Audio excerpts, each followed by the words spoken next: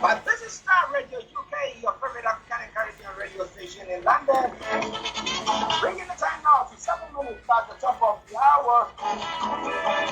And of course, the Tuesday edition of the morning show. If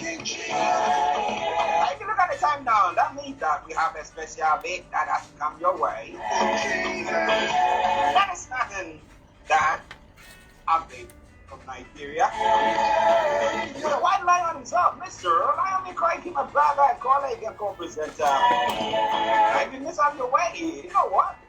You are home. You're on Star Radio, okay? Let's go straight to North London Studios where I have Yomi, and let me say to him, Yomi, massive good morning to you.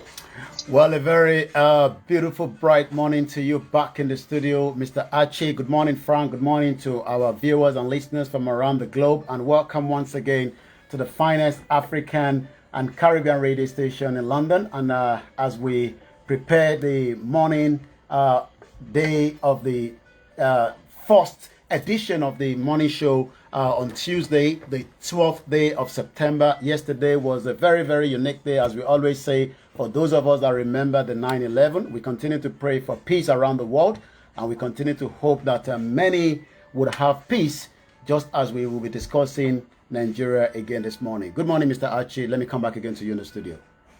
Yes, morning. So how are you doing? How is the family, and how was your night as well? Well, the night was the weather is still a little bit, when it goes into the nighttime, you want that cool air. We know the climate change is a big problem, and we hope, as many of us that are concerned, that maybe the climate is for one part of the globe as against the other. But again, we can see that climate is very, very important. Just as we saw that Kenya just had the event that took place just about a few days ago. My day has been very good, and I can only praise that we are still alive as compared to over 2,000 people, like I said, that died at that devastating earthquake in Morocco. Yes. So live report in our love line and see what's in Africa and the South to us. Everything that you need to know, what is making the round, what is going in Nigeria this morning. Well, pertaining to the what we had some plan that we probably touched on that month, and you wouldn't hear any of the presidents of the African countries, especially those in the sub-region that was talking so much about the African president, the Moroccan president, with one of with the UAE. We'll come to that. But what is your thoughts pertaining to the environmental degradation and stuff like that? Now here in the UK, the London mayor, in London specifically, the London mayor is introduced what we call it, the fuelless, and we are thinking that it's not the right time. Everything that is going on, two people that have had a chat with are saying that no. If I just get about just 10 seconds off, okay. Just 10 seconds. Good morning once again. This is the best way with us. Okay, yes. So the issue that I've been asked has been my worry this morning has been what is happening when it comes to the environment. Okay, let me ask. Because I just want to know whether it's only me thinking that way, or you also have the same view when it comes to the environment. I was talking about the ULEZ and everything that we are doing to just protect the environment. However, it's not like the UK has got some huge borders or walls that rises to the sun, and therefore whatever we are doing here is contained, and therefore whatever effort that we are putting through.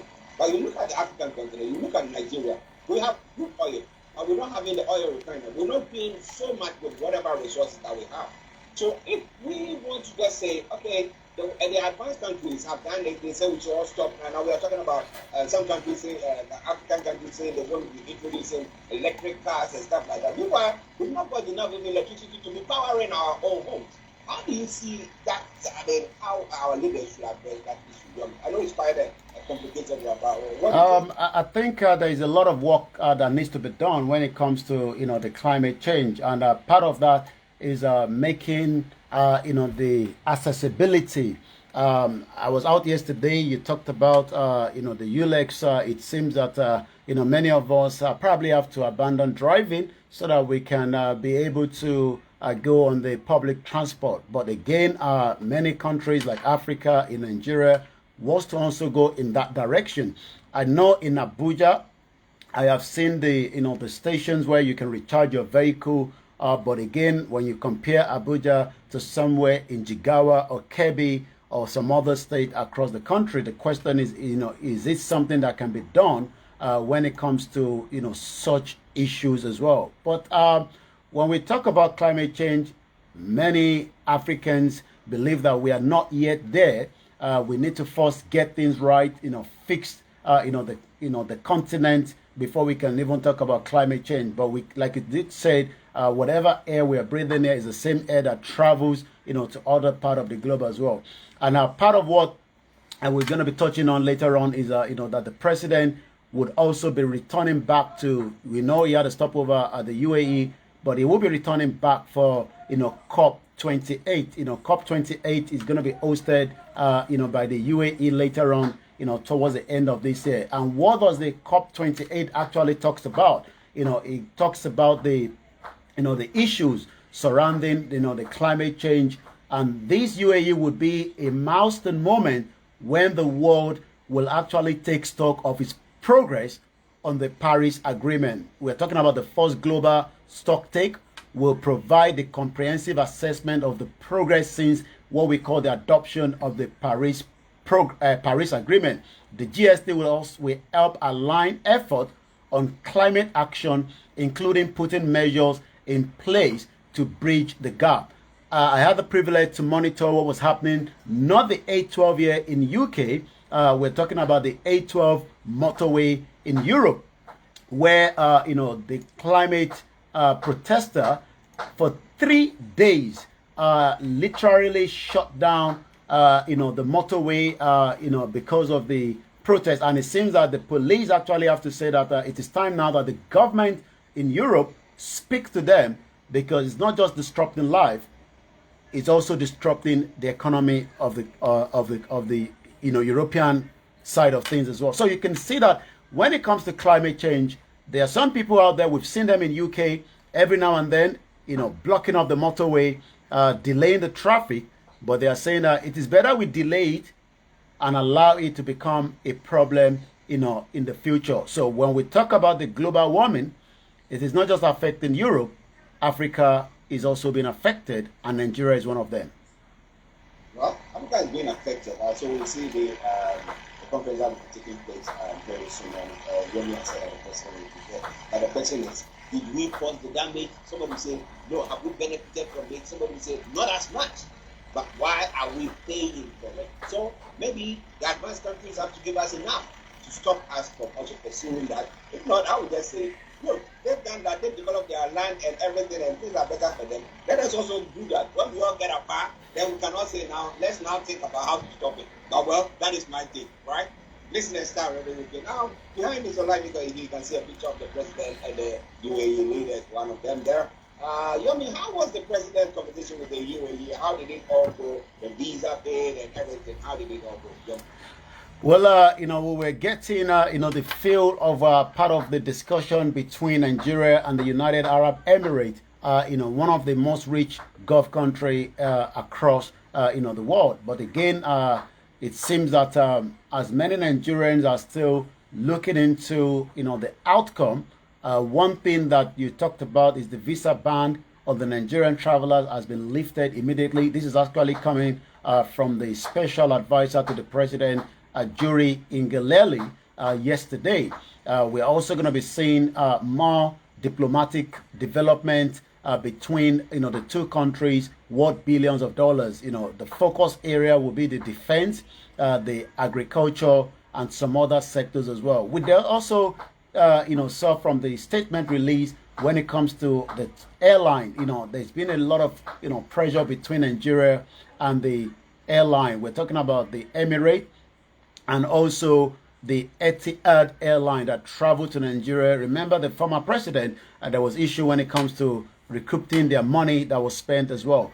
But something is also being highlighted that many Nigerians would like to, the United Arab Emirates government to verify, because from their own statement, the visa ban is not included. When we went through to what was their own press release coming out from the UAE embassy in Nigeria. Yes, they talked about a lot of other issues that were discussed between, the president and the Sheikh, His Highness Sheikh Mohammed bin Zayed Al Nahyan, but nothing of the visa ban was mentioned.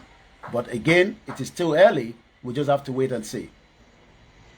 Well, we have to wait and see, as Yomi has said. So we will bring you, hopefully by tomorrow, we'll get all the details, what arrangement or agreements were made, so that if you know that if you are in Nigeria, you want to travel to the UAE, the requirements and how long you are going to take everything.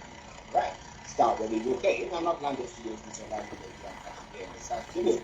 Now, the president is going to say that the special investigator, Tinubu's special investigator, both CBN audited reports. Now, what was the report about? Did he actually chastise government for whatever that has happened, and that's why the president is coming to say that, hey, that is a false report? What has gone on? Since these government have come in, that's a picture of the former CBN governor Emefiele that is still in the custody of the DSS. But the headline says, the President Tinubu special investigator have now faulted the Central Bank of Nigeria audited report. While the former president was there with Emefiele, it seems that they were shielding some kind of information, reports were not really coming out as much as a lot of Nigerians wanted. But the Central Bank of Nigeria may now be asked to withdraw its audited and annual financial report, which were released last month, according to some findings out there. This is actually coming after a team of investigating Apex Bank discover what we can say discrepancies, irregularities in the financial account. In August, the central bank released its financial account from 2016 to 2022. You might be wondering why these were not released while Emefiele was there. Again, these are questions that it seems that some kind of discrepancy, and it seems that Emefiele was becoming the emperor until he was removed by the new administration. But there is also the ongoing probe of the financial service sector regulator by the special investigator that was actually appointed by President Bola Tinubu. We know that there was a meeting after the president traveled to Paris, came into London until he returned back to Nigeria. Then we saw that he had a meeting with the former president, Muhammadu Buhari. Is President Buhari, the former president, trying to see if he can get Emefiele out of any kind of problem with the new administration? But it seems as that is happening, there is still much fire being burned. Tinubu, as at July 28, appointed a former chief executive officer of the Financial Report Council of Nigeria, Jim Obaza, as a special investigator to probe the activities of the Apex Bank under the suspended Godwin Emefiele. Well, it's quite an interesting point there, as I would say, listening STARR Radio UK. What has the former president, Buhari, said so far about it? He seemed to be very quiet. I don't know his whereabouts. I don't know, maybe, like he said, he was just going to go to his cattle ranch and then just be there and maybe just chill out of there. Is that what he's doing? We don't hear from him. He should come, because he could have, being the president, he would have said that every year there should be a CBN report. Annual reports should come through. Why didn't he come through? Were they given that? And because I don't get it. That from 2016, that is from the time that the president took over, that the former president took over, until now, they've come out with that report. So were there annual reports that came, and what did Buhari do? Or was he in cahoots with Emefiele and they did whatever, and now the whole thing is coming out? What has been his response? If he has any his spokespeople or spokespersons there to respond to it for him? As we know, when the new government takes place, the previous one tends to not really want to be in the media, so they stay behind the curtain. Buhari won't say anything. We are aware of that, but the only thing that we've heard from his former spokesperson, Garba Shehu, was also, the jabs being thrown back that, Buhari has performed very well. But if there is a discrepancy in the report, who actually has, done a kind of adjustment to the report that should have been released either quarterly or yearly for many Nigerians to have looked into it? But it seems that, like you said, Buhari came in 2015, and from 2016 till date, we've not got such report. But what we can also say that it was also further learned that the Central Bank of Nigeria allegedly paid 401 million naira to IFRS Academy for the guidelines used in preparing the account. As the government institution, if you're getting any revenue, you are meant to pay it into the Treasury single account, which certain percentage would then be deducted for the government. But according to the document, the 401 million naira paid by the central bank for the accounting guideline between 2016 and 2022 was paid into the IFRS academic account. The academy is limited guarantee company set up by the FRSC to train people in the IFRS accounting. You can see the kind of this, game being played between the CBN. But like we said, the issue is that the guideline used for preparing the central bank account from 2016 to 2022 were not supposed to be paid. And it seems 401 million naira was paid out. And now, as a result, it has now been learned that a special investigator team had included its recommendation that a presidential approval be given to the FRSC to order the CBN to withdraw the released annual financial account, which was already released in August. But there is still more data that is still being looked into. Meanwhile, according to some findings, the Department of State Services, DSS, may invite the Executive Secretary, the Chief Executive Officer of FRSC, Shuaibu Ahmed, and many top officials of the agency for questioning. So it seems that between Emefiele, the CBN, Bola Tinubu is still not yet satisfied with what has taken place throughout the previous administration. Wow, the corruption has taken place. We want all the investigations to be clear. I don't want it to be a witch hunt. No, no witch hunting. But there is evidence enough that they are some way, somehow juggle things around. And the reports that we are having are all corrupted. They are not the real thing. Then we want to know the truth. But listeners, it is STARR Radio UK, your favorite African and Caribbean radio station in London. Well, I mean, we can see some whether because there's a new sheriff in town, we can see some people being chastised for maybe ill-gotten wealth. 2.9 billion naira fraud. Jonathan's godson and two others jailed 6 years. It's not the Jonathan's son though. Jonathan's godson and two others have been jailed for 6 years. What is that story all about, Yanni? Well, we're not new to abuse of office, and especially when you are the godson to, a former president. You're quite right. 2.9 billion naira is quite a huge amount of money that could have been used for so many projects. But how did this money become fraud in the first instance is what we want to look at. The Federal High Court sitting in Port Harcourt in Rivers State has convicted and sentenced a former special advisor to Dan Abia. Elsewhere, a managing director of the Niger Delta Development Commission, George Tuna, and two others to 6 years imprisonment for obtaining money under false pretense.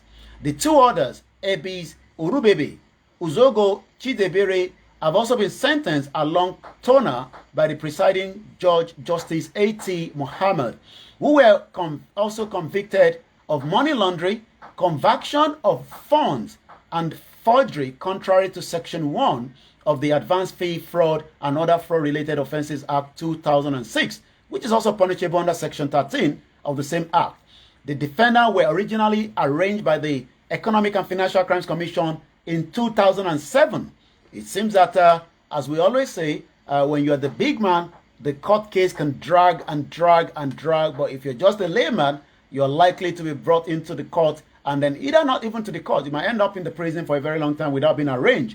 They were arraigned back in 2021 on 23 count bordering on obtained by false pretense, money laundering, abuse of office to the tune of 2.8 billion. This was contained in a statement that was issued yesterday by the EFCC spokesperson Wilson. But who is behind that? Like you said, the count 6 of the charges read that you, George Tuna Alaba, Ugozo Silas Chizebere, and the rest of a registered company, Yanagwa Mall Limited, that was incorporated in Niger Delta Initiative. We know that most of these are just for a gimmick. But what is the money for is the question. This money was meant for the Niger Delta Development Commission, purportedly for the purpose of providing quick win jobs for 300 youths, women groups, and thereby committed an offense contrary to Section 15. It seems that money that should have been used have been moved as well. $1 million court did receive the sum and also in cash. The godson of the former president Goodluck Jonathan has now been sentenced to 6 years in jail. Well, at least he kept the whip.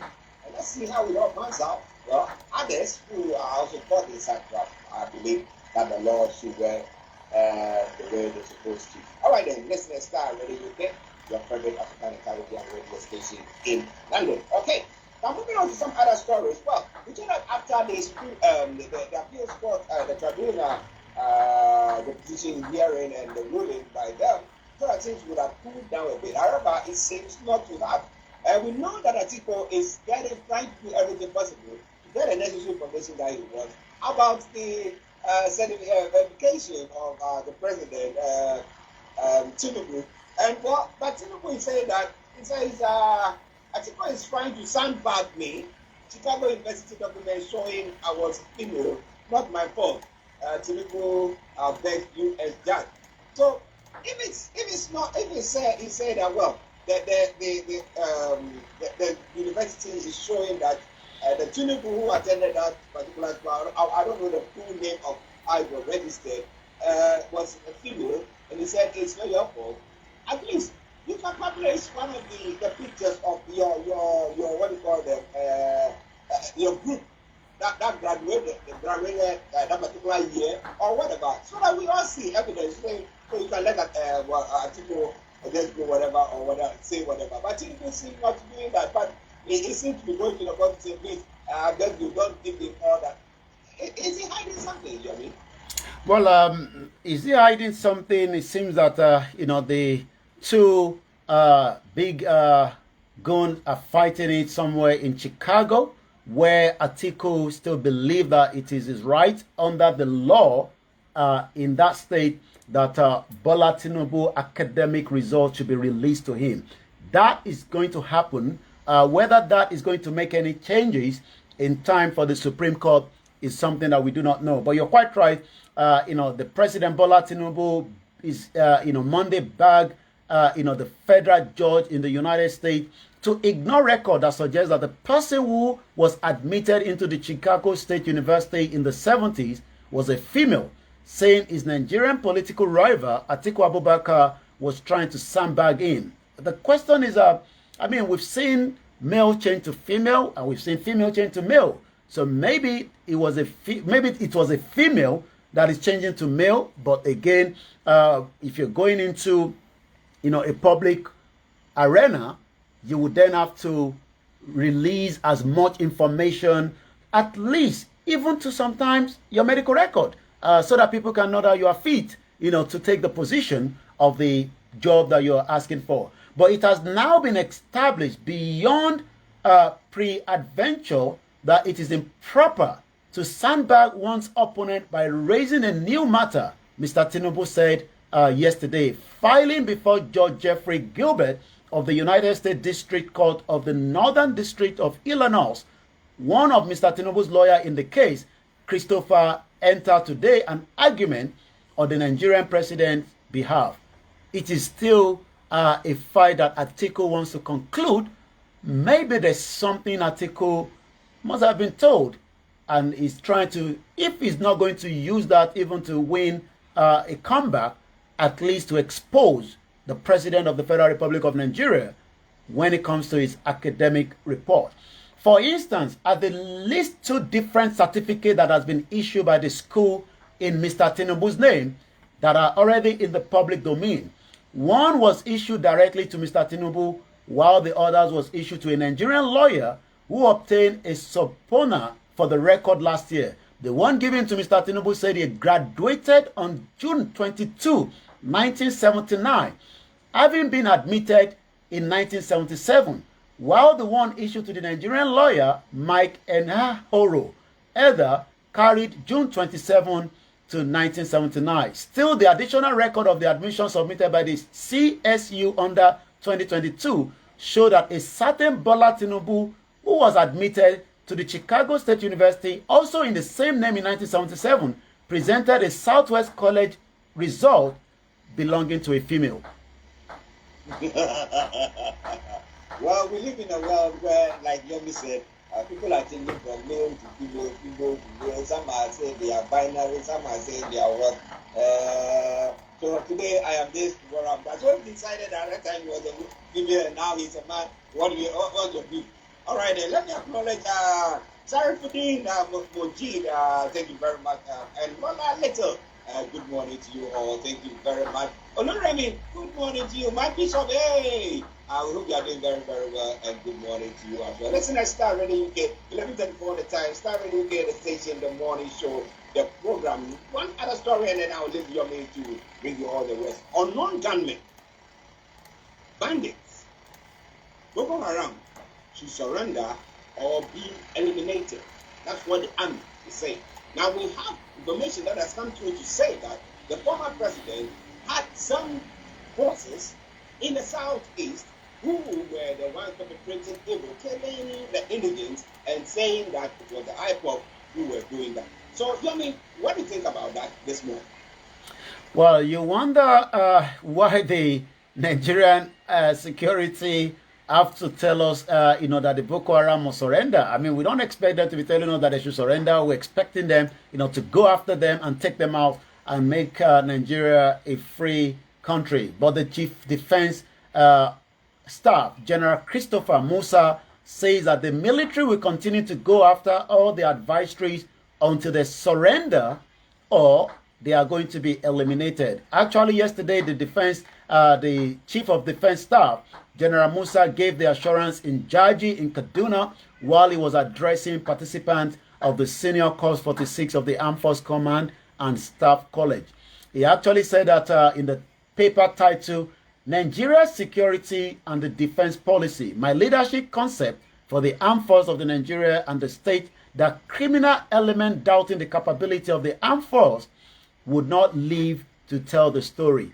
Like I said, we had so much of this kind of rhetoric from the previous Buratai. Buratai became, a venom seller that was using venom to make so much money that he was able to obtain properties in Dubai through the sales of venom. But we do know that some of those money are coming from the military budget. But it seems now that there's a new sheriff in town.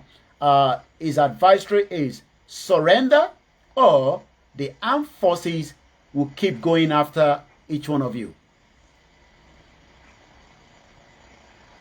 Okay, listen, let's start ready. You can just bear with me. The technical team are working on my camera.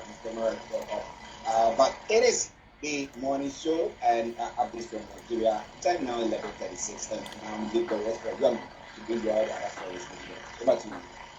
Let's go back again to the UAE visa lift according to the presidency, but it seems many Nigerians are still thrown into Tata this morning when it comes to that.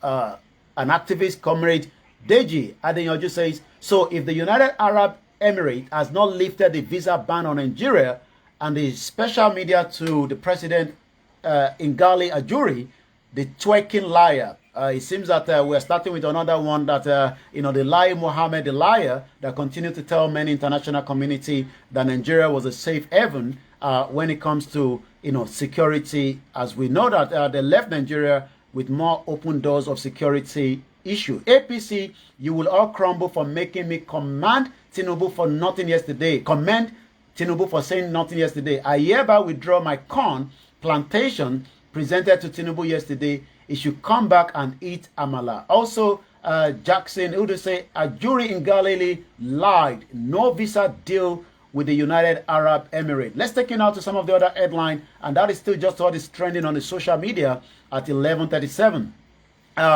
Again, Tinubu's tribunal victory strengthens popular mandate, says the transport workers. The transport workers believe that, the Road Transport Employer Association says that the victory of the President Bola Tinubu at the presidential election petition has now strengthened the popular mandate of the people. According to the national president of the written, Musa stated this in a congratulatory message to Mr. Tinubu. I remember that the vice president actually said that nobody should pay for advert celebrating his birthday. This is something that is common in Nigeria. You pay, and if you're in the government, then you start seeing this is a congratulatory message coming from so, and he actually said he doesn't want such, that is not necessary at this particular time. Let's take a few more from what is trending on that as well. We know that we've been talking about the G20 summit, as we know that the US President Joe Biden actually hails the economic reform of President Bola Ahmed Tinubu. Again, it might look like it's all done and dusty, but it seems that Etiosa, the Lagos Federal Constituency, over inconclusive rep poll. Tribunal have now ordered a rerun. Banky W of the PDP, who was declared second in the poll, and the APC Ibrahim Obanikoro had filed petition to challenge the elections of the February 25th. But the National Assembly Election Petition Tribunal that has been sitting at Afabalewa Square, TBS, Lagos, has now nullified the return of Mr. Thaddeus Atta of the Labour Party as the duly elected representative. So there might be some kind of mock campaign in that particular location, but it seems that rerun is definitely going to take place. At 11:39, it is still the finest African and Caribbean radio station in London. Wike says that, let us, have faith in this government. Wike is the current minister for FCT, and he's been a very advocate when it comes to the PDP, but it seems that Wike, as we know, it's not yet been suspended, even though the PDP are finding every solution to see if they can suspend him. But Tinubu feels your pain and the renew hope, not a mere talk. Wike, the former governor of Rivers State, is giving the assurance to Nigerians.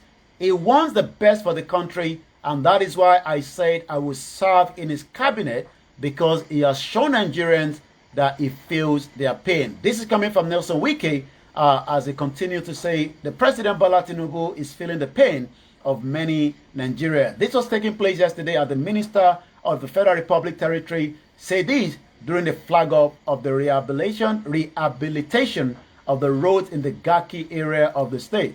Well, let's come back again to the social media at 11:41. Within the next 6 days, there will be another total lockdown from the Biafra government in exile that says that we are not going to see NNAMDI KANU held at the DSS for what the United Nations have talked about. The internationals have said that rendition and kidnapping is not allowed in the 21st century. But it seems that the former president was able to kidnap him. Yes, he has been in Nigeria for almost 2.5 years now, but it seems that he has become a bone to many of those that wanted him to be kidnapped. NNAMDI KANU has gone to the court through his lawyers, but yet he has not been released even after all the allegations against him have been found not guilty. So the government in exile will be holding another emergency broadcast today, as the 18th of September will be another lockdown in the southeast. So the Biafra government is readiness to exit Nigeria is unquestionable. The Biafra also is going to be holding what they call a self-referendum convention, not in Nigeria. This is going to be held somewhere in Finland. Let's come back again to reaction from what is trending on the social media this morning.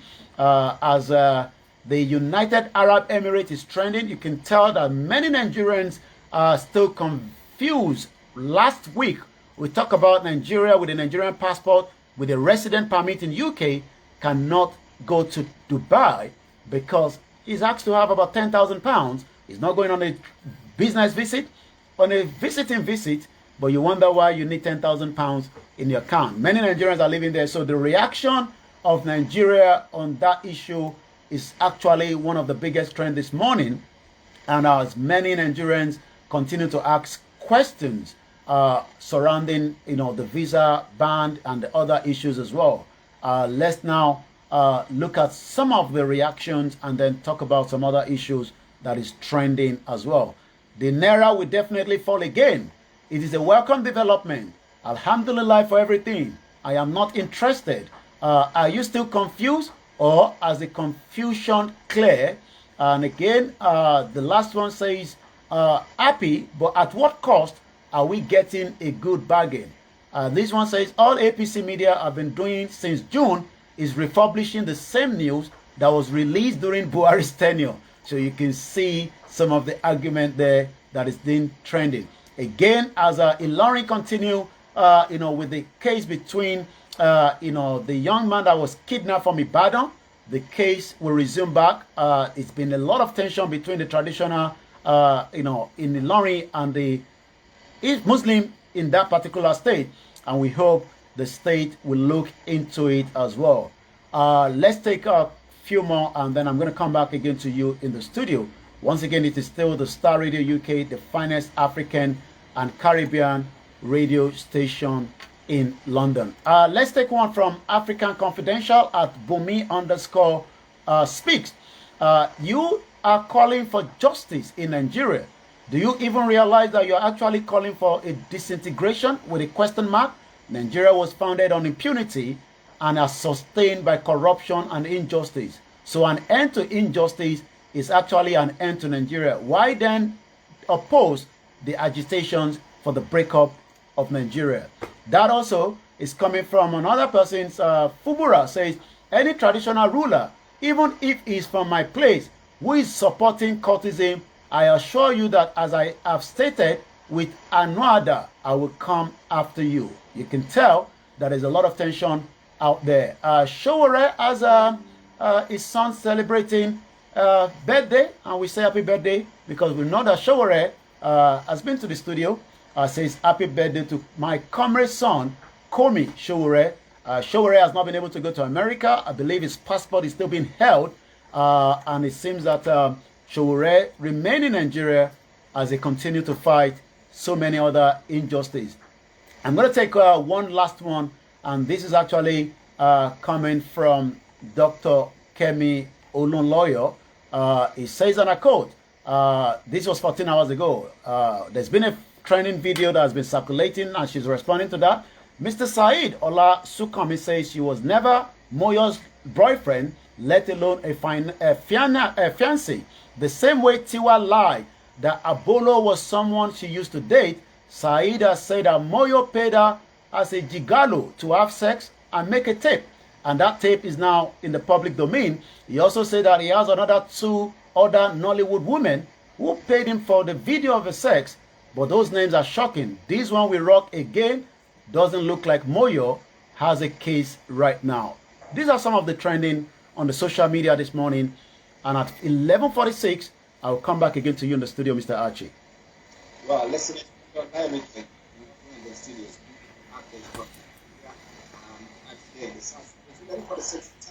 But interesting updates from there. Anthony Adedeji, let me say once again, good morning to you. And yes, okay.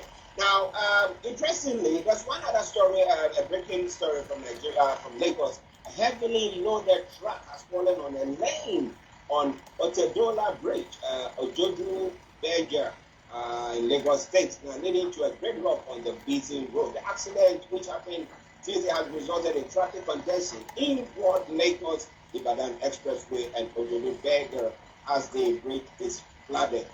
Okay, the Lagos State Traffic Management Authority, however, disclosed that the airport is on to remove the truck from the road. So if you are traveling, please don't travel via that area. I can do your exclusive. And interestingly, another one that I would love to applaud Nigeria's authorities is in a significant move to empower Nigerian citizens and enhance the accountability of electricity distribution companies. The federal government of Nigeria recently introduced a groundbreaking application known as the Power Outage Reporting System. The unveiling took place at the headquarters of the Nigeria Electricity Regulatory Commission, NERC, in Abuja, with the Abuja Electricity Distribution Company serving as a test run Disco for innovative tool. You know what I mean? So Power Outage Reporting app. So if you are there and then NEPA just go, then it gets in, well, NEPA is gone up this place. And what does that do? What would that do for the individual? You know what I mean? Well, what would that do for the individual is almost the same as the federal government have now delisted 37 illegal loans apps. And those loan apps could be threatening to life. We've seen people commit suicide after taking less than 50,000 and it becomes close to 500,000 that you have to pay back. And we're not joking. We've seen this before in UK. And the reason when we see kind of shark loan, they're called the shark loan, is when a country economy is strained and those below poverty line are looking for a way to have the same thing, just like we wanted here in UK. You wanted that flat screen TV, it becomes a loan to you and it becomes a big issue. You talked about Nigerians have to celebrate when the NEPA takes light through the apps. We know that is a country that wants to innovate, but the innovation is not coming as quickly as possible, but they are doing their best. And we can only say that again, as much as the situation is not really smiling, the debt in the country does not mean that you should put yourself where you could also have your name sent out. This is what they do. They will actually send your name out to many people within your contact to say that you are owing us money. And that could mean that some people that can't take it have committed suicide. So the federal government yesterday, through the Federal Competition and Consumer Protection Commission, have now delisted 37 more illegal loan apps. With the development, the number of the fully approved loan apps grew from 164 from 154 as it is last updated. The number of the loan apps has also approved declined to 38 from 40. The number of apps on the commission watch list is now grown from 56, actually from 20. So you can see that Nigerians are looking for a way out to the economic situation in the country. And the shark loan apps have been used to bring them in. And when you take 20,000 or even up to 200,000 where you are expected to be paying back, and if you can't pay back, your name will be sent to all your contact on your list for taking money from us and paying it not to us. Not just your contact, to other people as well. So I might end up saying names, which I have seen, that I don't even know. And it seems that the government must do a much more to reduce the poverty in the country. Yeah, listen, that's what maybe UK was saying. It says that, look, the president has got good ambitions, good plans for the whole of Nigeria. So let's trust him. But what do you think about all that? Now, interestingly, yesterday after the program, someone was asking me about Chief Sunday's mom, and was asking whether burial has taken place. And I said, I'm not very, very sure. I want to come in this morning. I think ask Yomi. What is the latest update of Chief's mom? Well, we know that the mother died just few days after the July 1st. That is always remembered for Chief Sunday, especially with the loss of two of his very close friends and uncle after the Nigerian federal government under the former president Muhammadu Buhari put an assassination attempt on his life. He escaped, but two people died. Multiple numbers of people were taken away. The government declared him wanted, and he ended up in Benin. While he was there, the last conversation between Igboho and the mother was, what more can I do, so that you can be free? Well, he says, well, maybe if you speak to God, God might answer. And after a couple of days, the mother died. That has a spiritual significance for the Yoruba people, that it seems that the mother has taken a message somewhere for hope on him. We know that Igboho, the government right now hasn't said much. The mother has not been buried. I can confirm that to us right now. The mother has not been buried, but we are still behind the curtain. There's a lot of conversation going on. But for now, we can only say that the government of Benin Republic, President Patrick Talon, has kept him there so that he can be there for his own, not just safety, according to the law, international wise. He has been in the same position like Igboho, just like Tinubu was at that point when he was in exile in London until Abacha died, and the rest is history. So being in exile is not a crime. It's just that it takes time to rework back when Igboho will finally return back to Nigeria at the appropriate time.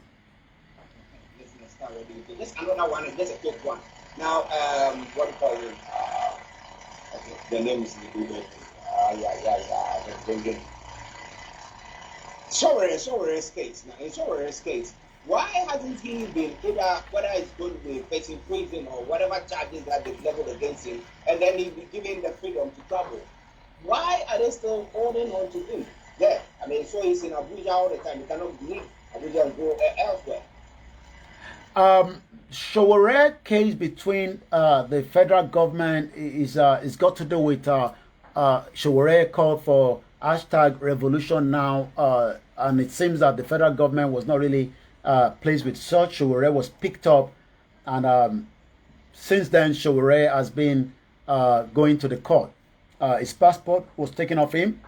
We knew that SOWORE had what we called house arrest until just before the beginning of the campaign for the election. SOWORE was eventually released and allowed to contest.